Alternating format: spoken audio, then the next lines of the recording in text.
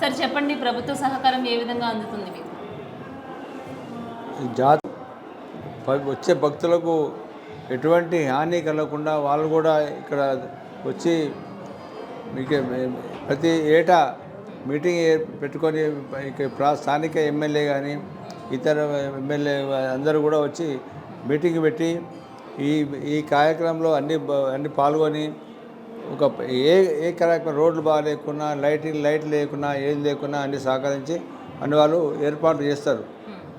Government ప్రభుత్వం వాళ్ళు కూడా మరి ఇతర నాయకులు స్థానికంగా ఉన్న మాజీ ఎమ్మెల్యే శ్రీశైలం గౌడ్ గారు కానీ మరి ఇక్కడ ఉన్న స్థానిక సర్పంచ్ కానీ సర్పంచ్ శంకర్ రెడ్డి గారు ఉన్నాడు, ఆయనతను అది అందరూ సహకరిస్తేనే మనకు ఇక్కడ ఏర్పాటు పెద్ద ఘనంగా జరుగుతుంది గ్రామస్తులు మొత్తము.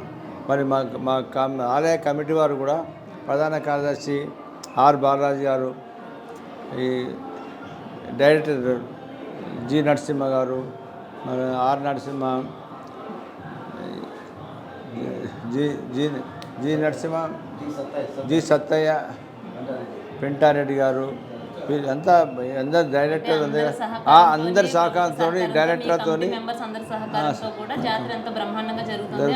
ప్రతి ఒక్కరు గ్రామస్తులు సహకరిస్తారు.